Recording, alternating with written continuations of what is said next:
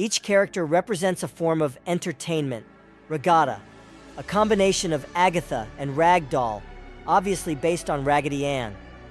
She took the brunt of the farce in the first episode, being positively destroyed by abstract Kaufmo, much like a child roughly plays with a real ragdoll. Tossed around like a ragdoll is a common phrase meaning treated roughly. Ragdolls are a very common toy. Regatta is durable, both emotionally and physically. Despite experiencing a glitch when Kaufmo beat her, the trailer shows her plunging a butcher's knife into her forehead and emerging smiling. She also tries to convey to Pomni the importance of maintaining mental emotional stability and finding a routine stimulation route, even if Regatta herself doesn't feel very well by normal standards.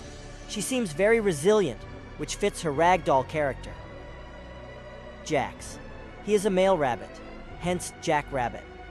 Jax is also a game where you pick up spiky jacks, and being left behind is a common prank for someone to step on them. Additionally, some less sympathetic people might find entertainment in playing pranks on others, which he does often. He is also largely based on classic animated farce, a la Bugs Bunny. Kinger. While there is an obvious correlation with him being a royal chess piece, there might be more to it. He is a royal person, has been there the longest, possibly even becoming the first victim, and has a little quirk where he is obsessed with searching for Bugs' insect collection. He also demonstrated some profound knowledge about the digital world during their final dinner scene, explaining in detail that he doesn't nourish himself with real nutrients, but instead just feels like food. I argue that Kinger is the actual creator of the digital circus, Kane. He placed himself inside to hunt for Bugs' glitches and then went mad when he realized he couldn't get out. Additionally, we can see the Queen's breastplate in one of the rooms when Regatta shows Pomni to her quarters, implying that Kinger might have had a queen who came with him. Chess is usually called the thinking man's game, preferred by intelligent people or those with a mathematical bent, which lends some weight to the theory that Kinger is actually a programmer. Gangly. Gangly is a ribbon-like nerve that connects neural sections together. Basal ganglia are responsible for emotional regulation, particularly for things like sadness, anger, or happiness, basic emotions. Gangle herself represents a literal group of ribbons and is always in a sad mode, very clearly expressing her feelings through her Greek comedy tragic masks.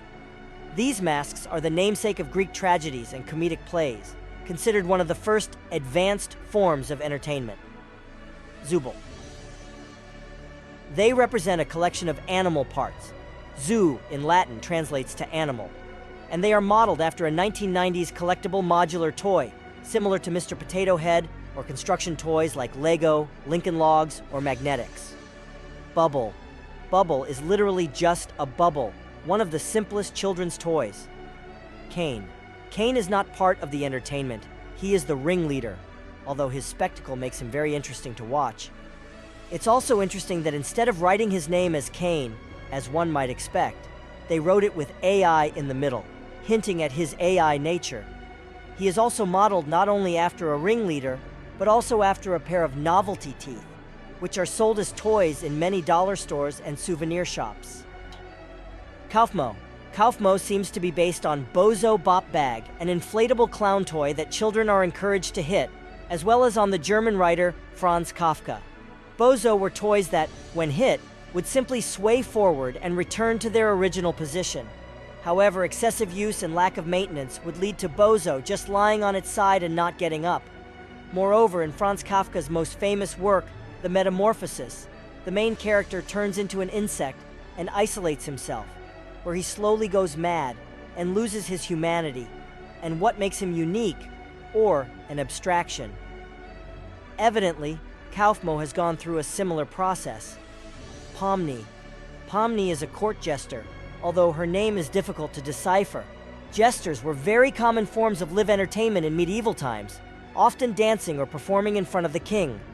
We will have to wait and see if her name becomes important later. Additionally, when Regatta leads Pomni down the corridor, we see several other characters who abstracted before her arrival. A worm on a string, a toy dog, a chess queen piece. All these characters are entertainment. The digital circus is not a way to have fun. It's a way to become entertainment. They are performers, and we are the audience. Their personalities and character traits are highlighted to the core. Their names are erased, and they are given new, quirky bodies that match their new job.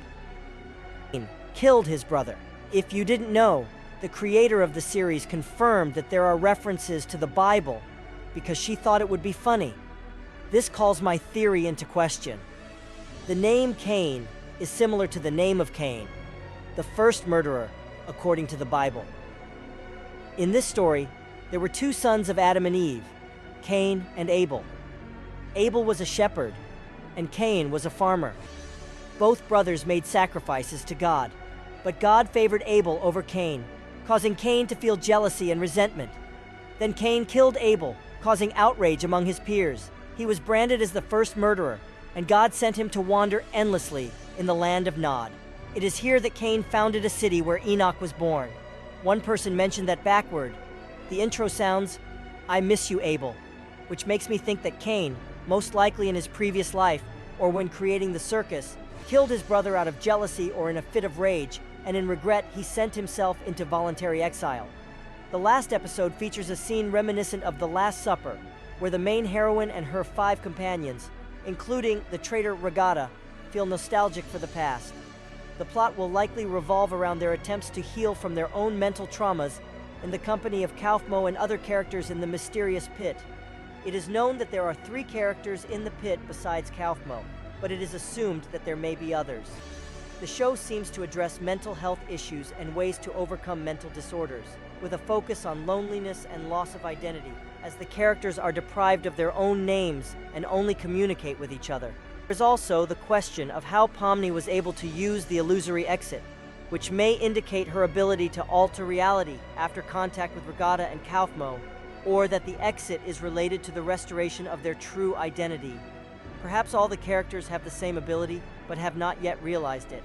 I note that despite my initial dissatisfaction with the concept of the show, the musical accompaniment turned out to be quite impressive. Religious subtext or coincidence? I have watched and rewatched the Digital Circus over and over again since it came out, and I have noticed at least 2 religious similarities. The name of Cain and the CNA logo in the office maze. Does anyone else think that CNA stands for Cain and Abel? The digital feast closer to the end is suspiciously similar to the painting The Last Supper. Is this planned or a coincidence? Has anyone else noticed this? Queen Gloinka even mentioned God, but I think that was just for dramatic effect.